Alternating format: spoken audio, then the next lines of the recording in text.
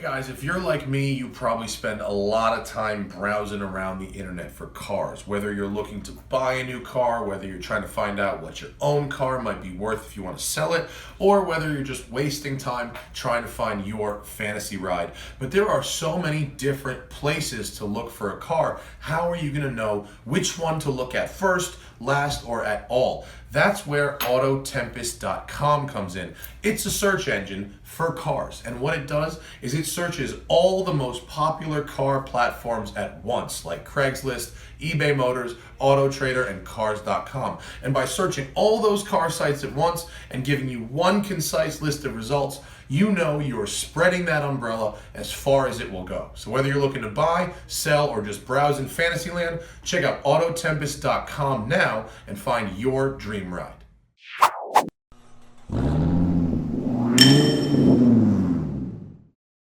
Morning, guys. Should be a fun one. This is Mike, and thank you for joining me, sir.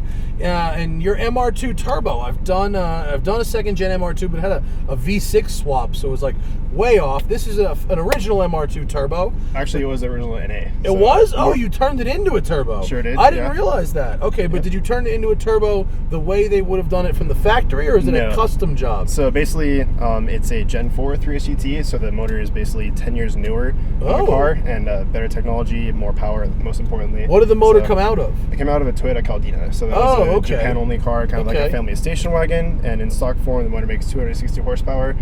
With the bolt-ons and booster running, it's making roughly 320 at the crank. Wow, okay. And what do these cars weigh? This weighs 2750 with a full tank. Wow, that's a pretty good power to weight. Yep, and it's geared really short. So and it's still a street car, right? Yes, it is. Not a race car, so normal seats. It has air conditioning, which is great.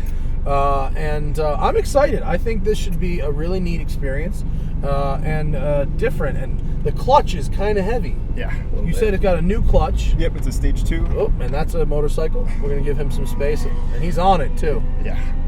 Something tells me I don't have to worry about catching him. No, all right, here we go. Them back. Let's see what we got.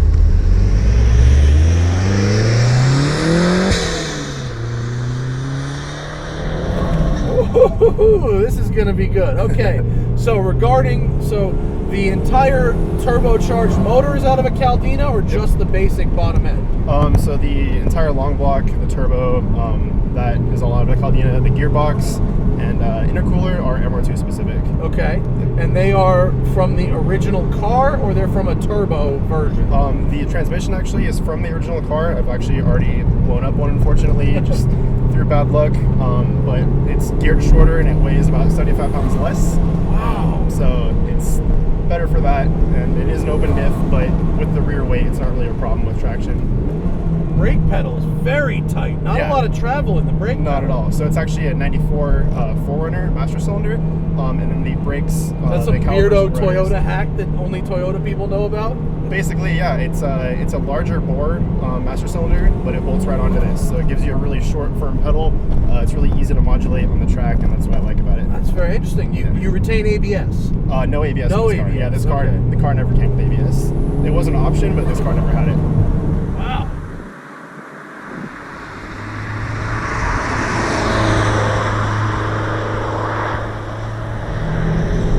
Really like your power band, man. This thing goes. Because I like it because you get that boost feel combined with the fact that it feels like the car just doesn't weigh anything. Yep. Wow. Yeah, so this engine's a lot more responsive than the original turbo motor. Since it's newer, it's got a more modern turbo, coil-on plug ignition instead of distributor. So it makes it a lot more responsive when you do get on it. So what type of software programming do you use for this? This is actually just the stock ECU. The wiring stock harness. Caldina ECU. Correct. The stock MR2 ECU. The stock Caldina ECU. Okay. So it's specific to the motor, and then the wiring harness was the only really custom thing. The motor mounts are exactly the same. The intercooler pipes are custom since the intake manifold kind of faces the opposite way of the MR2 one. But other than that, it basically just drops right in. It's a really straightforward swap. That's super, super interesting.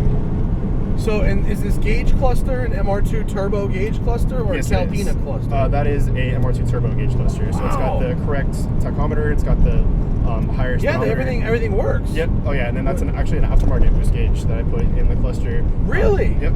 It looks What was there before? It's a useless boost gauge that just says plus or minus. So this is nice because it actually has some numbers on it. Yeah. So much better than that. I would have thought that was factory. Yeah. Honestly, that's great. Yep. Well, this is really interesting. The steering is it's not too heavy. It loads up nicely in the corners. Yep. It really has a neat power band. I mean, we're following this van, and I'm gonna find a good spot to go back up. So we're not, but I really like it. It's got a great mid-range, and it makes these really neat sounds that almost remind me of my R32 Skyline.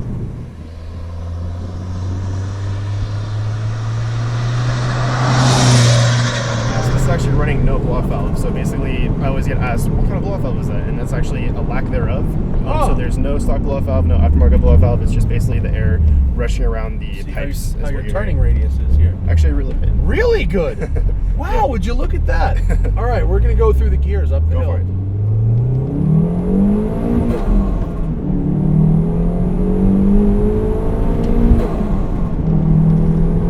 This is great. I like the way it gets the power to the ground, too. Yeah. No drama, just forward motion. Yep. Dude, this is cool. I get you. I get this 100%. I get this. I lose, like, just here. You feel just a slight lack of confidence on power in the mid corner. That's all mid-engine. You got to be careful how you modulate it. Yeah. But pretty good for the most part. Wow, this thing rips.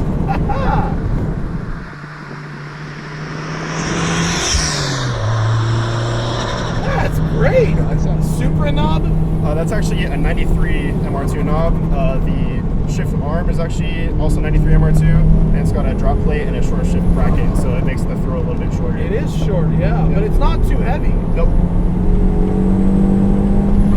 Wow, what a great power band this thing has. Yep. I expected it to be good. I did not expect it to be quite this good. Glad you like it. Very interesting. And I get all the right sounds out of it, too. Yep. Oh, we're good there. Not too big. What kind of suspension are you running? Basically, everything you can do to the car. So BC coilovers, which are entry level and ride as such, but they do pretty well on the track for what they are. It has ST suspension sway bars, full geometry correction from Techno Toy Tuning, so that's the roll center adjusters and the front bump steer kit. So everything. Basically everything. Everything. Yeah. Yep. Wow. I'll tell you what, man, 300 horsepower is used very efficiently in this car. Absolutely. This is really, really nice. Appreciate it. I wouldn't want much more for a street car. It just starts to get to be a handful on the street. Like right now I'm running 15 PSI. When I take it to the track, just to make it more manageable and more reliable, I run 8 or 9 PSI. It's more than enough. This is a ton for a street car. Yeah. Really, really good power to weight ratio. Yeah. What kind of tires are you running? These are Yokohama S-Drives. How do you like them? They're good street tires, but on the track they heat up nicely, but they're nothing special. And at some point soon I'm going to go to Star Spec Z2 for the track, and that's really the only thing I feel that's limiting the car right now are the tires. So I think going up in tread wear is going to help the car tremendously. This car is beautiful to drive. Thank you. Really, really nice.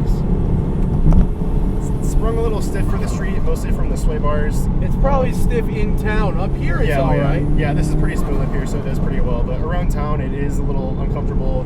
Actually, the cushy seat is absorbing some of the bumps. Absolutely, yeah. It really is great to dance back and forth. Yeah. It's very communicative. If you're loaded up in a corner and you modulate the throttle on and off, if you let off, you can really feel the nose start to turn in. If you get back on it, you can feel it start to understeers a bit on power. Yeah, and then right here, like I'll lift and it tucks. Yep, sure does. Yeah, brilliant, brilliant.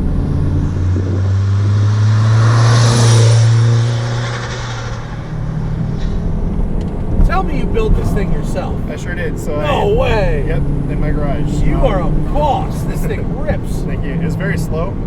How long did it take? I bought the car in 2013, and I did the swap, which is the most recent thing I've really done to it, last August. So I bought the car. It was NA. It was 100% stock. I looked at about 6 other MR2s, mostly turbos, that were just unfinished projects, basically from someone else. And I wanted something that I could kind of build from the ground up. This had low miles and original paint, so those were the 2 biggest selling points, and it was all stock. So I kind of started from the ground up, did the suspension, brakes first. Basically, you want to make sure that power was the last thing in the equation. And yeah, I did the brakes. They're 93 MR2 Turbo brakes with R4S, quarter-field R4S pads, and Motul 5.1 fluid. So it's a very streetable setup, but they're pretty good on the track. Mike, this is really impressive, this car. Do you have a frame of reference? Have you ever driven a Cayman or an Evora? I have or not, any of that actually. kind of stuff? No. What's the fastest car you've ever driven other than this? Probably C7 Corvette Z51. Okay, so you've driven a fast, well-sorted car before. Yeah. Oh yeah.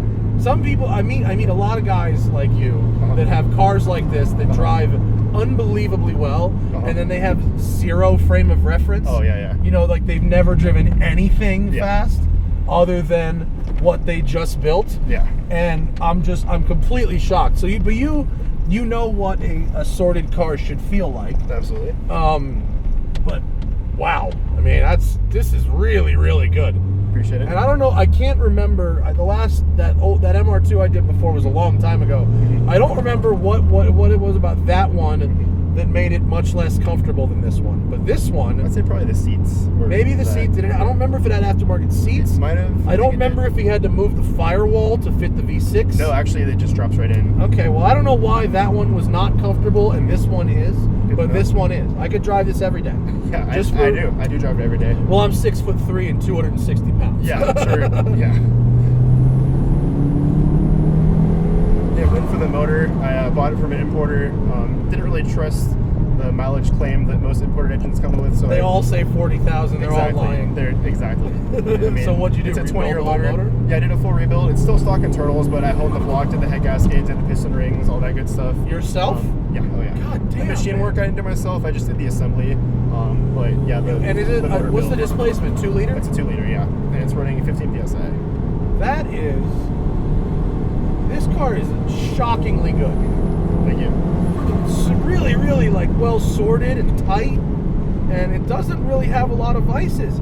It moves around a little bit at the front. Yeah, I think that's mostly from you the notice that, sidewalls. right? Yeah, I just under power, Yeah. it moves around right Yeah. a little bit. Yeah, it's mostly bump steer. I do have a bump steer kit on it, but it still does get a little bit of that. But wow, do I get this? And I'm extremely impressed that you built this yourself. Thank you. This is bomb. This car. Appreciate it. So it took you 2.5 years, huh? Yeah, 3 a little years? more than that. Yeah. This is fucking cool. This thing, man. Thank you. It's a ripper. Yeah. It goes. It makes all the fun sounds. Yeah. Is the clutch the least streetable thing about it? I'd say the suspension actually. Yeah. It's not super low, so I don't have to worry so much about scraping and that kind of thing. The clutch really isn't bad in traffic. It's not super grabby. It's a sprung clutch, so it's manageable. I'd say the suspension definitely is what makes it the least streetable. It's definitely stiff, but up here in my little isolated environment here, not it's bad nice. at But all. I could see how this could be. It could be tough on the street. Yeah, around town. But wow, great inputs. When you blip the downshifts, it's right there. It's the right amount of weight in the controls. That was really, really impressive. Thank you Appreciate it. so much Thank you. for sharing that with us, Mike. That's really unbelievable. There's a lot that went into this car, so you're gonna want to go and check out Mike's Wheelwell to see what the deal is with it. But like, holy shit, that was really, really good, man. This car is fast and it's sorted and it's comfortable, and apparently it works. Yeah. And you've managed to integrate some stuff just very seamlessly, which is really impressive. So thank you for bringing it out. I really do appreciate Absolutely. that. It's Glad to be amazing. here. Thank you for watching, and we'll see you next time.